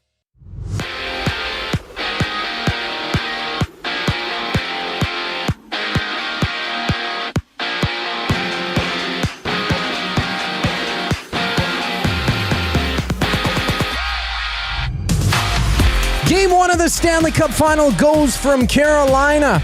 Tonight, Hurricanes hosting the Golden Knights. Carter Hart, the expected starter for Vegas. Frederik Andersen, likely to go for Carolina. From Music City, the Predators, they've hired Avalanche general manager Chris McFarland as their new president of hockey operations and GM. With the move, Colorado president Joe Sakic assumes general manager duties for the Avs. Elsewhere, Columbus says Zach Werenski has won his first Norris Trophy, being crowned as the NHL's top defenseman in the regular season. To the CFL, the Elks, they've signed a national defensive back Tyshawn Blackburn to their practice roster. The former Golden Bear won the Grey Cup with the Argos in 2024. To baseball, the Jays and Braves begin a 3-game set just after 5 o'clock. Kevin Gausman on the bump for the Birds. Bryce Elder countering for Atlanta. For the Riverhawks, they're out in Victoria against the Harbor Cats. First pitch just after 7:30. Listen to the full game right here on EST. Find the full schedule at edmontonsportstalk.com. I'm Zachary Kubish. That was your sports update. Hour 2 EST afternoon starts right now.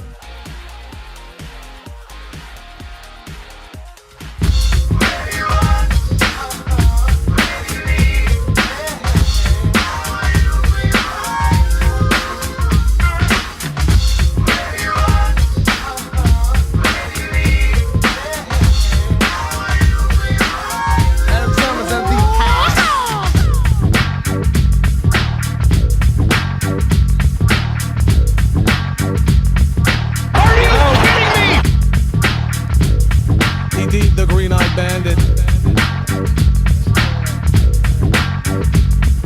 Are you kidding me?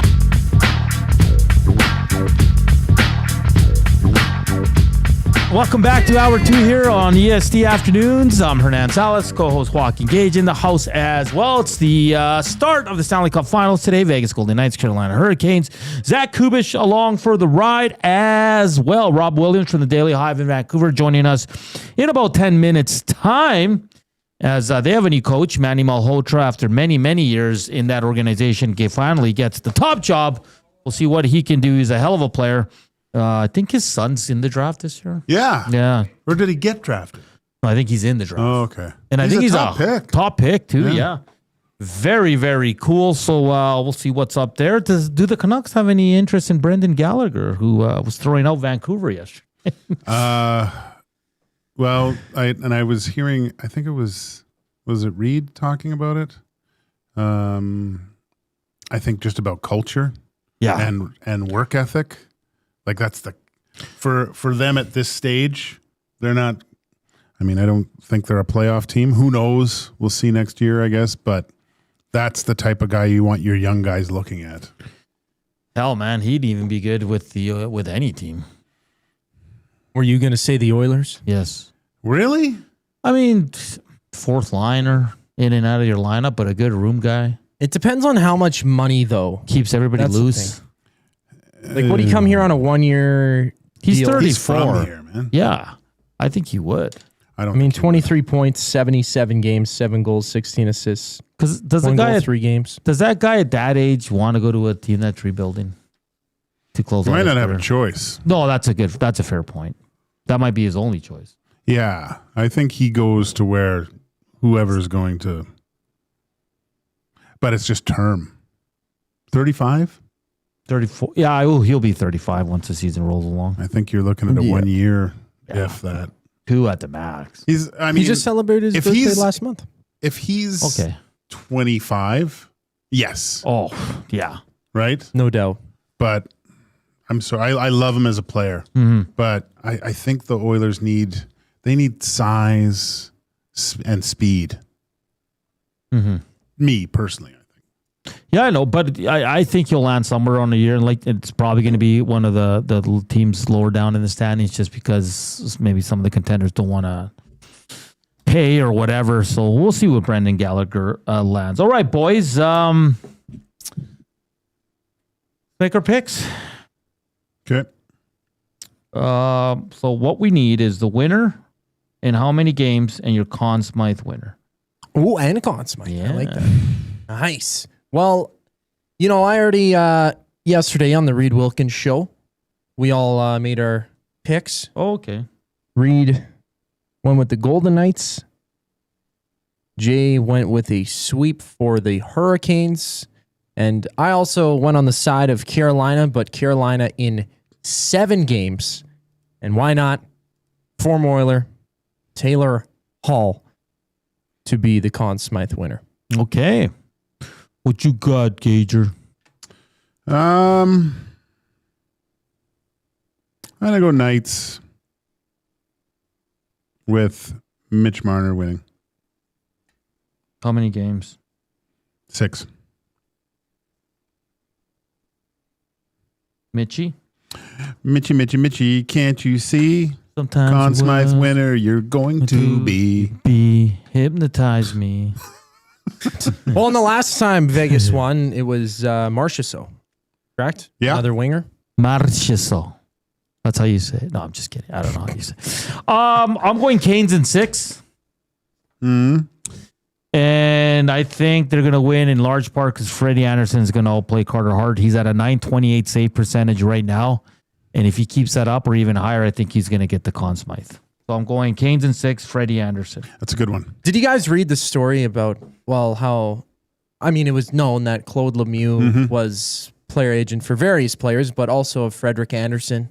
There was a story, I think Sportsnet was the one to put it out, how the brotherhood is sort of tightened up, seeing how Anderson, their netminder, who's been stellar, also went out on an emotional evening and just played lights out when closing out the Habs there in great fashion in 5 games. So the fact that he's been rolling, they haven't had to play game. They only played 1 extra game through 3 rounds. So barring no injuries, it's going to be the Hurricanes, I think.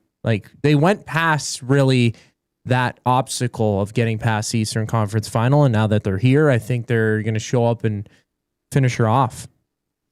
Yeah, I think this is the Canes year. Nashville has a new GM, Chris McFarland from the Avs. Really? Yeah. How about that? They gave him permission to speak. Yeah. Not like the Vegas Golden Knights. And the longer this series goes, the more the Oilers are going to have to wait. Because it is going to... It's Bruce Cassidy, Gager? I don't know. No? I don't know. I like I said, I think this is the best thing that to happen to the Oilers is the Golden Knights saying no right now. Yeah. I think it makes them have to look in a different direction. I agree with you, but the only reason I'm a little on the other side is because it's the Oilers. You know what I mean? Well, if they would have allowed it, I do believe that he would be the head coach now, right? It would have been all said and done. But I mean, if you're Vegas, you don't want him to coach in your division anymore. It's like trading a player, right? Mm-hmm. You rarely see player trades within the conference, let alone the division. Yeah. So they're treating it the same way. Yeah, you can call it whatever you want, but it's in their right. It's in the rules, and that's why no one's done anything about it, and we'll continue to wait. Don't expect any NHL news during the Stanley Cup Finals. It's kind of frowned upon, Joaquin, to drop news. Like a tight-lipped on everything? Yeah, so don't expect anything here in the next week or so, depending on how long this series goes. Also, for our CFL Fantasy League for the EST afternoons, I've sent out the invites. 2 of the gentlemen have already jumped on to the league, so waiting on the other 3. And it looks like tomorrow at 8, if that works for everybody. If not, let me know what time that works good for everybody. AM or PM? No, PM. Okay, because it's going to take 6 hours regardless. Well, let's hope not. But 8, everybody's at home, comfortable. That's why I put it at that time, because I don't know everybody's work schedule. Mm-hmm. And the other thing is we have to do it tomorrow because the season starts on Thursday, Joaquin. Oh, right. Yeah. How about that? Yeah. 3 games, week 1. And that DAZN is next year, right? Yes. Yeah. Correct. Yeah. And just to clarify, because I saw this, when the zone kicks in, not all Saturday games are going to the zone. Oh, no? It's just one. Like a week. So if there's... Yeah. But it's Saturday. Yeah. So it's every Saturday. Every Saturday, one game. Yeah. So if there's... Well, I guess there wouldn't be one Saturday game. Yeah, are they doing all the games that are on Saturday or just one game? Just one. Okay. Mm-hmm. They'll pick one. I think it's going to be 5 o'clock Mountain Time. And then to say there's another game, like say NBC at 8 o'clock, they won't carry that one. That will continue to go on TSN. Yeah. Yeah.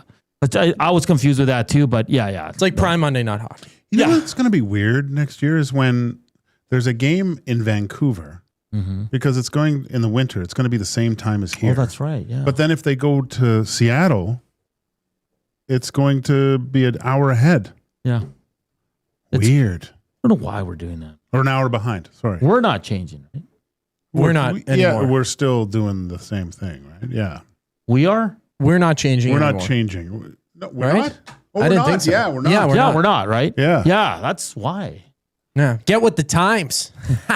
It's going to be imagine living up north. Oh. Like, it'll get dark so quickly, right? Because it's going, I don't know which way it's going, but. Because if it's now, it's not because we're yeah, but Maddie said it. You're supposed to go keep it like daylight savings, right? You're supposed to keep it in the fall back mode because sun in the morning is more. Here he is. From a health perspective, Health. they say you should be staying on standard time. From a other perspective, lifestyle, you want more sun for business, like retail stores, you keep the day. But for a health perspective, it should be more. So which one are we doing? So we're doing the wrong one. That's bad for health. So we're staying spring forward. So more sun. What? Oh yeah. Wait. Hockey. Yeah. Yeah. NHL's not changing the schedule for Edmonton. No. Yeah. Between the months of December, January, February, if the Oilers have a home game on a Saturday night, it's not 8 anymore, it's 9 o'clock. Wow. Yeah. Huh. Interessante. Well, it's like when Scott or who said that? I think it was Doug Wade or Bill Guerin said it to Dan Cleary all the time when we'd have a Hockey Night in Canada game. Danny score early because there's no way your dad's staying up past the first period. Oh yeah, because he's way out. All right, we got to get to a break. Like always, our afternoon inbox is presented by the River Cree Resort and Casino. Check out their Tap 25 restaurant where the prime rib special is just $21.99. Available 7 days a week from 11:30 a.m. to 11 p.m. Not available on show nights. Rob Williams from the Daily Hive in Vancouver joins us next here on EST Afternoons.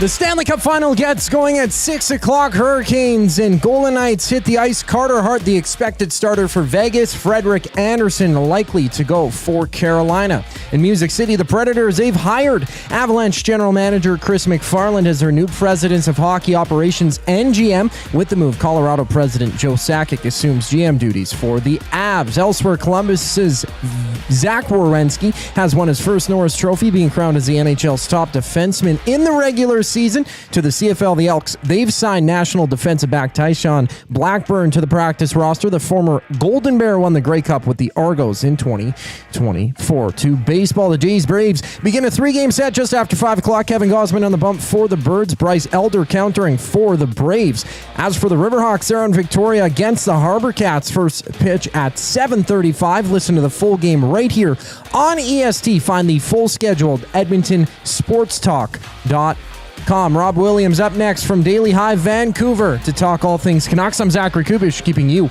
up to date. Worksite ready, Western tough. Lamley's Workwear is calling all tradespeople, oil and gas crews, construction workers, farmers, and hard-working Canadians. Built for the job with quality craftsmanship, job site protection, and cowboy-worthy durability. Trusted brands like Airy at Work and Wrangler Rigs, designed for performance and all-day comfort on the toughest sites. No matter the season, Lamley's has the workwear you need. Shop the full range now at lamleys.com/work. LAMMLES.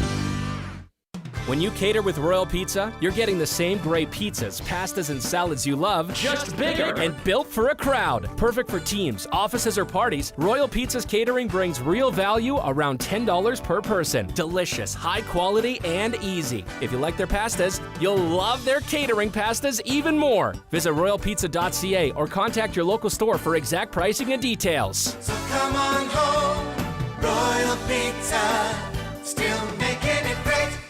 Goodwill is One shopper. Finding something I never knew I needed. A jacket. A deal. One donor. Letting go of something so someone else can move forward. One program participant. Learning. Trying.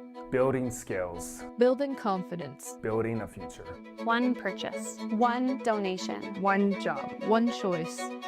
Goodwill is The power of one. The power of one. The power of one. the power of one. Goodwill Industries of Alberta. It all starts with one. River Cree Resort and Casino and K97 proudly present Prism and Aldanova. May 29th in the venue. Tickets at rivercreeresort.com. River Cree Resort and Casino. Excitement. Bet on it. When you bet with Play Alberta, you give back to Alberta. That's because it's the only app in the province that puts all revenue directly back into supporting programs and services that Albertans rely on every day. So next time you place a wager on your favorite team, know that you're also making a difference across the province through Alberta's General Revenue Fund. Visit playalberta.ca/EST to learn more. That's playalberta.ca/EST. Must be 18 plus. If you gamble, use your game sense.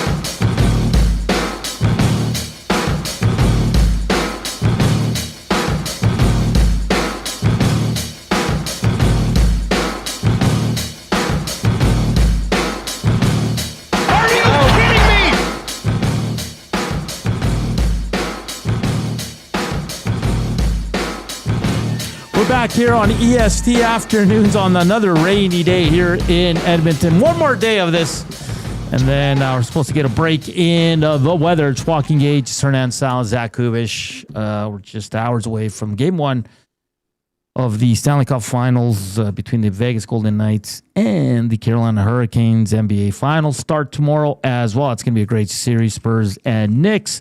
But right now, our next guest from Vancouver, Rob Williams from the Daily Hive, joins us to talk about the new man in charge in Vancouver as the Canucks continue to make news this offseason. Rob, always a pleasure to have you on the show. How you doing? Doing great. I thought you guys would bring me on for advice on how to deal with the rain, but that was pretty wild watching that Canada match. Rob, it's been now it's the third straight day with nonstop rain. And I know you're from Vancouver, and I'm complaining to someone there, but my co-host also grew up in Vancouver too. These Prairie Boys can't handle it, Rob. They're just miserable. They're like drowned cats. Well, it's beautiful and sunny in Vancouver today. Oh man, yeah. Hopefully we get some sun here shortly. But some big news. It kind of dropped last night.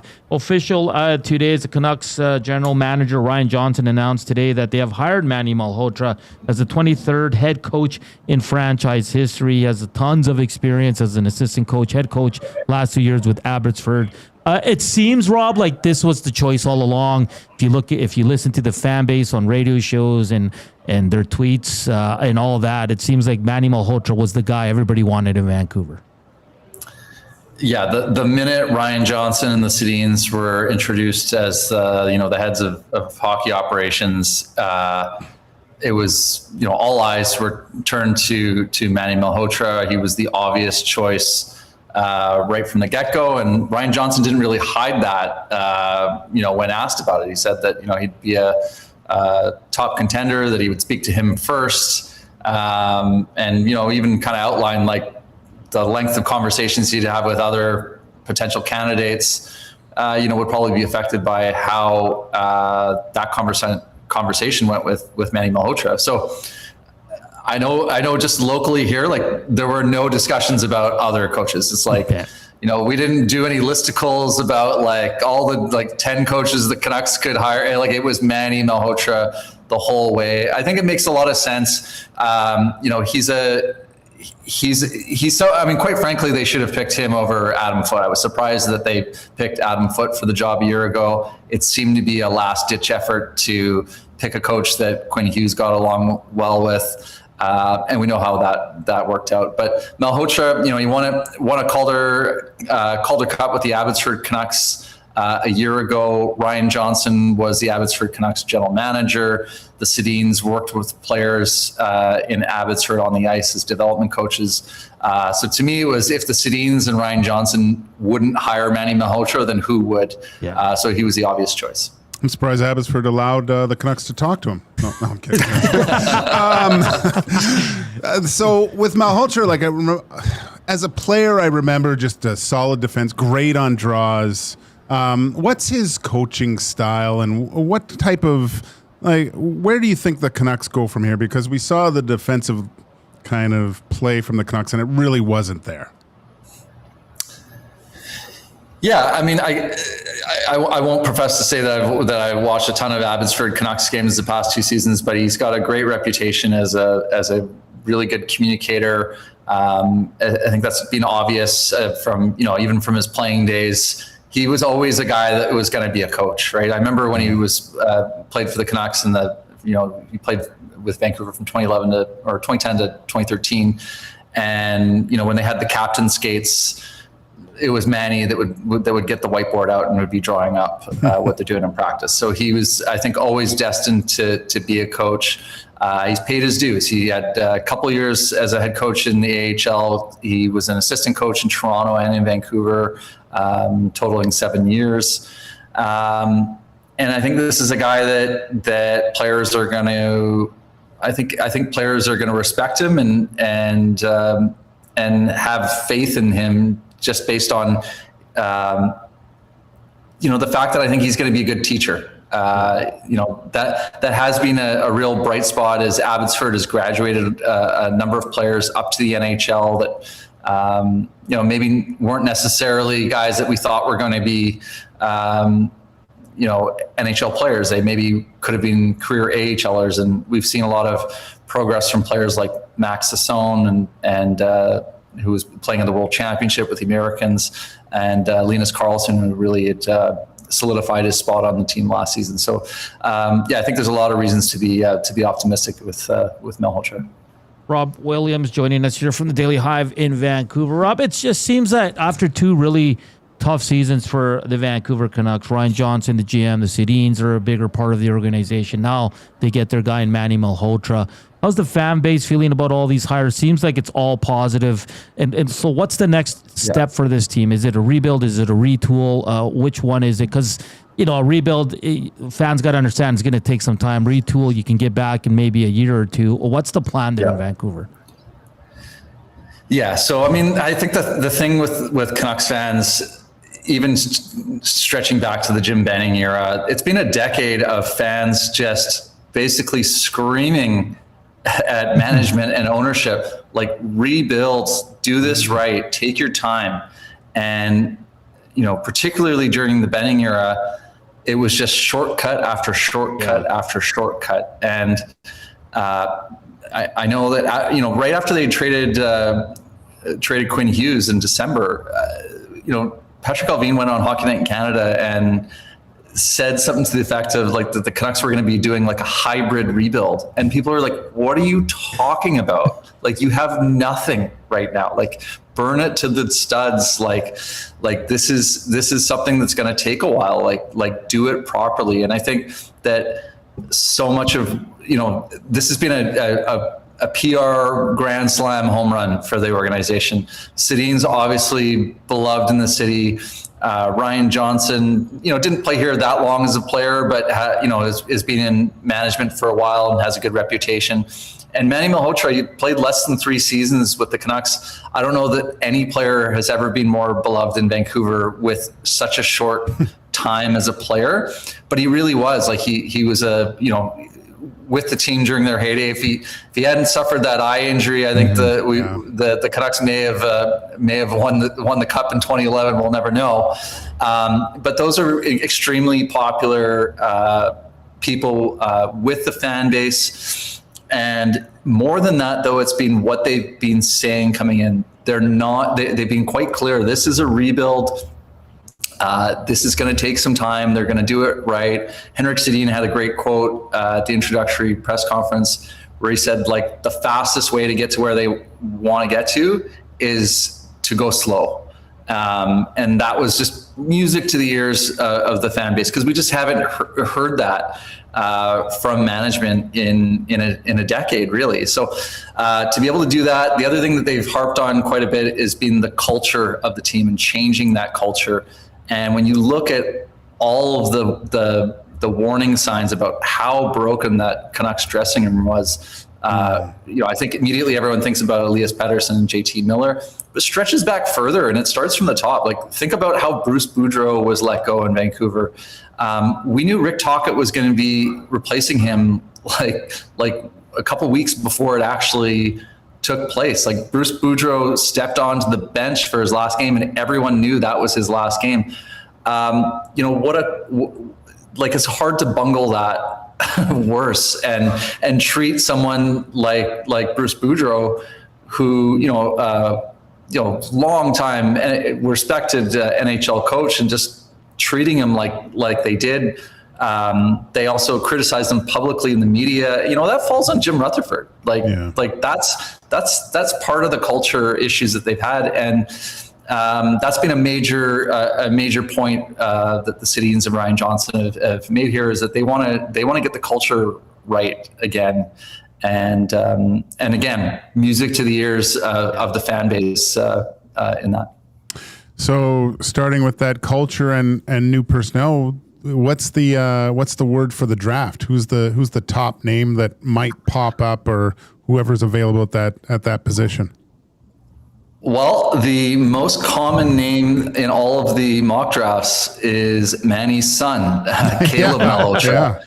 And that is a big part of the story as well, because I think that, personally, I think you're asking for trouble if you draft Caleb and have your top prospect being coached by his dad. Even if they can, even as professional as I would imagine they would be about it. How do you deal with the perception from the outside? If Caleb comes in as a 18 or 19-year-old, he's going to struggle. Like, is he getting extra ice time? Is Manny purposely giving him less ice time to make sure that it doesn't look like he's favoring him?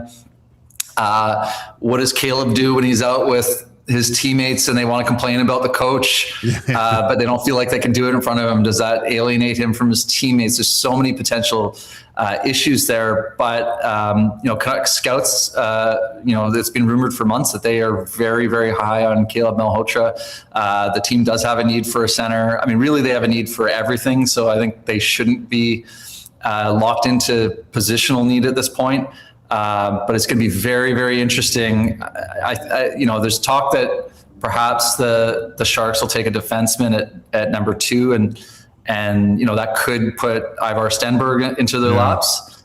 But if it goes the way that it's been projected for most of the, for months, and McKenna and Stenberg go 1-2. If it weren't for Manny, I would say that Caleb might be their guy, but I don't know. But at the same time, if you hear what Ryan Johnson says, he says it's not going to affect things. They're going to make that decision independently of whoever their coach is. Rob, great stuff as always. Interesting offseason continues, and it's going to be a fun one here in Edmonton. We await a coach as well, but really looking forward to the draft and what the Canucks do there. Thank you for taking some time this afternoon. Good stuff. Thanks, guys. Have a good one. All right. Rob Williams from the Daily Hive in Vancouver joining us here on EST Afternoons. It's tough to draft your old kid. When you put it because there are little sessions sometimes of complaining about the coach, and if it's your dad, that's because it's probably worse for the time. kid. If he gets put out late in the game and gets scored on, he put his kid out there. Do you really want that? But saying that, and I'm sure smarter people have thought about this too, but you do draft him and you trade him. Right?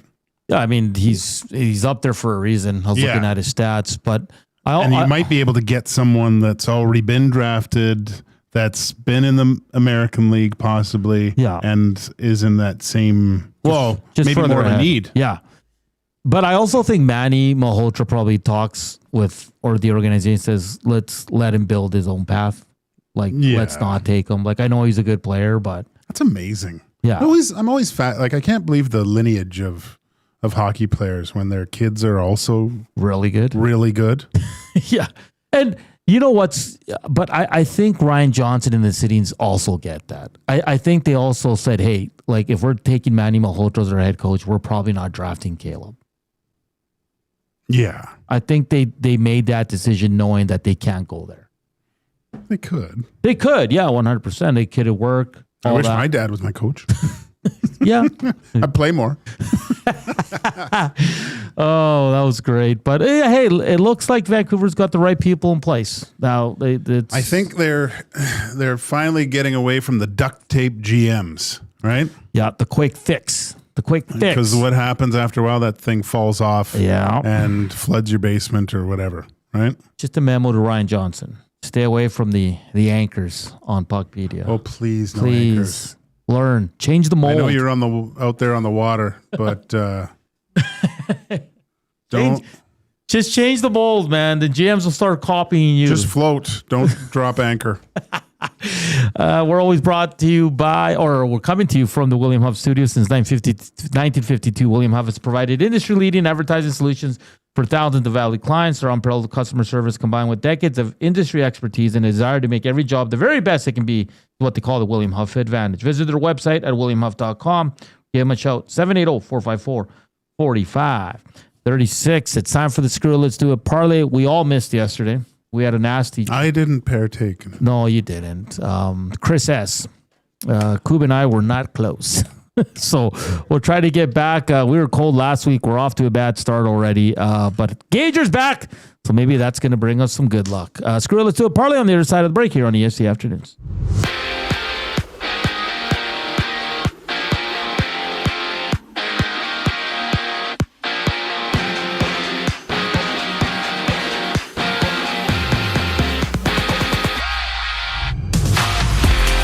Carolina-Vegas matchup for the Stanley Cup Final out in Raleigh tonight. Game 1, puck drop at 6 o'clock. Carter Hart, the expected starter there for Vegas. Frederik Andersen likely to go in between the pipes for Carolina.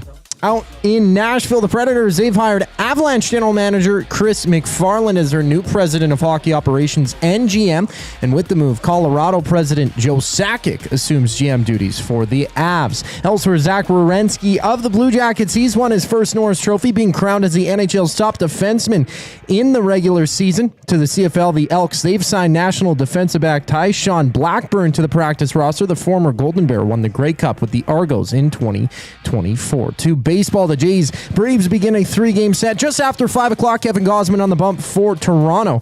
Bryce Elder countering for Atlanta. And out in Victoria, it's the Riverhawks challenging the Harbor Cats. First pitch at 7:35. Listen to the full game right here on EST. Find the full broadcast schedule at edmontonsportstalk.com. This sports update is brought to you by the Capital Care Foundation. Financial support deeply affects residents at Capital Care, whether it's a one-time donation or a monthly contribution. Every penny counts. Find out how you can donate at capitalcarefoundation.net. The Screw It, Let's Do It parlay up next for Play Alberta here on Edmonton Sports Talk. I'm Zachary Kubish, keeping you up to date. Firehouse Subs. Our subs are freshly toasted, stacked high, and crafted to satisfy. Each sub is piled high with premium meats, melty cheese, and toasted to perfection. Firehouse Subs brings bold flavor to every bite, all served on a freshly toasted roll. But we're not just feeding Edmonton, we're fueling it. Dig into the brisket hat trick, piled with slow-smoked brisket and melty cheese. Or go to the Firehouse Subs fan favorite, the Hook and Ladder. Made to order with smoked turkey, honey ham, and Monterey Jack cheese on a perfectly toasted roll. With 15 Firehouse Sub locations across Edmonton and the greater area, it's easy to grab a hot and hearty sub close to home. Firehouse Subs. Hot, hearty, made to satisfy. When gambling, set a budget before you play. Stay informed and visit GameSenseAB.ca to learn how. Remember, if you gamble, use your game sense. Hey sports fans, I'm Alistair Johnston with Canada Soccer. The biggest sporting event in the world is coming to Canada this summer, and we hope that you're just as excited as we are. It's a once-in-a-lifetime opportunity, and I can't wait to share it with the whole country. Sentinel Storage, official storage partner of Canada Soccer. It's the weekend, the sun is out, and everyone, yes, even the kids, are bored. Bring them to the Canadian Brewhouse. Our patios have games to keep the whole family going. Rooftop views, real turf to run around on, and misters for when the summer gets serious. Oh, and we've still got the game on. Always. All day, all weekend, all summer. The Canadian Brewhouse, Canada's best patios. You've heard the name, but what does it mean? For over 66 years, William Huff Advertising has supplied signage from screen printing to digital to LED with design, production, and install in-house. It's a one-stop shop for all your signage needs. Edmonton owned and operated, William Huff has been trusted by the biggest companies and teams in the City of Champions and many others across the country to do the job. If you're looking for a way to get the word out about your company or event, they are the answer. Go to www.williamhuff.com. Their results speak for themselves.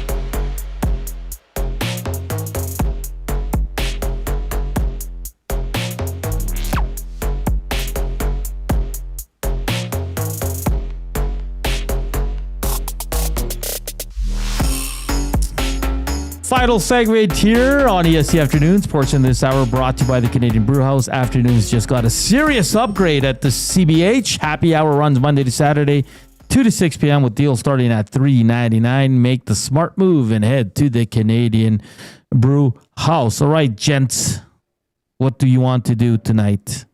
I'm going saves. Oh, okay. Night's hockey game. Okay. Freddie Anderson. Okay. Over 21.5 saves. Minus 130. Okay.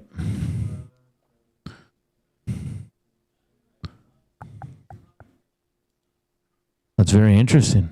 You said over 20 and a half? 21 and a half. 21 and a half saves. Okay. Yeah, well, that's clean your ears, Coop. Oh, they're that's going to pretty get good. more than they're going to get at least 25 shots. Yeah, 23 shots. You better stop some. 24 shots against in the finale. They're against Montreal. I mean, all the other games, they kind of held them without any shots. Easy money. What was it? Yeah, I was saying earlier, Game 7 against Tampa Bay for Montreal, they had as many shots, 9, as Canada did against Uzbekistan in the first half. I'm pretty sure shots were like 9-3 or temps. Anyways, I'm going to go on the Carolina side of things myself. Ooh. Minus 116 for Stankoven points. In 13 games, 9 goals, 3 assists, 12 points. Leads the team there in goals. Points? Points. Stank. Yes. He's going to do the good old stank leg. Yeah, 2-game point streak for him. 2 goals, 2 assists, 4 points. So, yeah, pretty safe bet today. I'm trying to get back in the win column. Gager's been red hot, so anytime he's taken to the mic with a pick in the last week or so, actually forever, really I'm golden, brilliant. Just not on the nights. Hey, ooh. Golden like that World Cup. Stay golden, pony boy. Stay gold, pony boy. So you're going Stankoven? Stank oven. Yeah, clear your ears, Hernan. Sorry, Wow. man. You need a mouse. Use your mouse. I know. I don't know why it's there.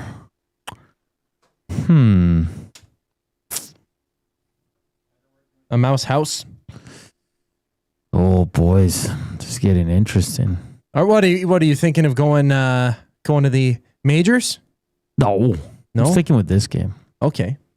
Well, I don't know. There's so many options. I like the bet so far. You guys have done an outstanding job. Oh, thank you, Hernan. I could really tell by the way you Ehlers over 2.5 shots. Ehlers over 2.5 shots. Who's Ehlers? Lars Ehlers? Is it? Is he a call-up? Nikolaj Ehlers. Nikolaj Ehlers. It's at plus 488 right now. We'll probably get a nice little bump. So Freddie Anderson over 21.5 saves. Stank with a point. Ehlers over 2.5 shots. So he needs 3 shots. Yeah. It's cooking. I'm smelling it. Okay. Is that okay? I like Coobs. Love mine. Not so happy about yours. But, yeah. You don't like we'll mine? see. I can change it. No. I'll go with a draw. Change it. Until I like it. Draw. How come I can't pick draw on this? That is a great question. I'm not sure. No, have faith, boys. Ehlers shoots a lot. About time. It's about time you put your foot down. Yeah. Ehlers it is. There we go. Enough. He's pushing you for a reason. pushover. Yeah. Well, we didn't even do the song. Or the read for Play Alberta. Nope. That's on me. When you bet with Play Alberta, you give back to Alberta. That's because it's the only app in the province that puts all revenue directly back into supporting programs and services that Albertans rely on every day. So next time you place a wager on your favorite team, know that you're also making a difference across the province through Alberta's General Revenue Fund. Visit playalberta.ca/EST to learn more. If you sprinkle, use your game sense. So in the last 3 games combined for Ehlers, he has 5 shots. He had 2 shots in game 5 against the Habs. Before that, 1 shot, 2. Last time he got over 2.5 was game 2 against Montreal, where he had those 2 goals. Son of a... He does shoot a lot. He's had a trio of games with 5 shots, 1 with 3. That's all we need, guys. In the playoffs. Let's keep it positive. Here we go. All right. This day, Joaquin, I have it right here in front of me. Today is leave the office early today. See ya. It's also National Rotisserie Chicken Day. Ooh, really? Some I wonder if it's cheap today. Some chick. To pick up a pre-made. The one? A rotisserie chicken. A rotisserie. It's usually pre-made. Know what I mean? Unless you're going to go home and do it. And then you just have that for a nice summer dinner. It's not summer out there. I know. It's winter still. It's supposed to be. Maybe that's an idea. Do I want to do that, though? You know where I find the best rotisserie chickens are? Where? Costco. Yes. They're like, what, $8? Not even. Sobeys used to have good ones back in the day. They're okay, but they're not. They don't come close to I don't know what it is. Costco just does it right, man. I might have to go pick one up. Footloose soundtrack was the #1 album on this day in 1984. The Footloose album. Really? Kick off your Sunday shoes. Footloose. Kevin Bacon. The Untouchables premiered today in 1987. Great show. About Al Capone. Al Capone. Who's in that? Kevin Costner? Sean Connery. Sean Connery. What's his name? Andy Garcia. Robert De Niro. Yeah, De Niro's Al Capone, right? Yeah. Mm-hmm. One of the worst movies ever released was released today. No Holds Barred, released today in 1989. Hulk Hogan and Zeus. Oh, that was great. I just saw this movie last year. Dead Poets Society was released in theaters back in 1989. So good. Really it's good. so awesome, man. Was it O'Donnell? Is that his name? Kevin O'Donnell? Chris O'Donnell. Chris O'Donnell. Very good movie. You like that one? Very sad. Ethan Hawke. Ethan Hawke's in it, yeah. Robert Sean Leonard. And I did this one for Reed. On this day in 1983, Def Leppard released the single Rock of Ages. That's a pretty good song. I'd love to see Reed at a Def Leppard concert. Well, does he wear like a wig and like bang his head the whole time? Oh, probably. Imagine Reed back in the day with like full mullet. Oh, that'd been great. Yeah. Just devil horns. That would be a great picture. You would need to frame that in the office. He probably gets wild. Oh yeah. That crazy bastard. Well, we got a wild show. Speaking of wild. Yeah, what do you got coming up on Big that old wild show coming up. The Reed Wilkins Show live 3 to 6 on Edmonton Sports Talk. Weekdays every single day talking all things sports. The Oil Understood. First hour, 3:40. It'll be Michael Chan, Oil Kings general manager, stopping by. We got Sean Bell at 4:20. And the debut of the Mark Killam Show. Elks head coach will be checking in every single Tuesday for the full Elks regular season right here on Edmonton Sports Talk. Tuesdays at 5 o'clock. The debut of that today on the Reed Wilkins Show. An awesome off-topic topic. I'm sure we're going to get some great responses. Stay tuned for that one. Stanley Cup Finals preview. Probably some Norris talk as well. Canada beating Uzbekistan 2-0. And the NBA Finals starting tomorrow. Elliot Freeman tweets this out 10 seconds ago. Oh. Deputy Commissioner Bill Daly says Vegas is within its rights to prevent Bruce Cassidy from interviewing elsewhere. Although he does hedge by saying we will see what happens when Vegas season is over. He also adds, these are contracts. There are contracts in this league that would prevent this from happening, but this is not one of them. Oh, so it could be put in there that you cannot go to any Pacific Division team while under contract. But it probably doesn't say that. But they're still within their right. They're still within their right. They're paying them. They're paying them 4.5, a lot. It's a good chunk of change. I can understand how some people get angry, but it's like, why not? Like they're just usually using the rules to their advantage. Hey, I don't know if this is the right, but is Cassidy the right coach for this team? Yeah. Is that? I mean, he already said I think he was on. Was it Chicklets? And he was saying, Biz asked him if he would do anything different. And he goes, maybe I would word things a little differently, or he's saying something to that effect, right? And maybe he got to be a little bit too much of a hard ass. You learn from your mistakes, 100%. and so maybe what he learned from his last two stops in Boston and Vegas. That, I mean, he's worked with superstars before. It's not, I don't think he walks into the dressing room and sees Connor and Leon and is like, oh, hey, can you sign this for my friend? Right? So I think you do want some of that.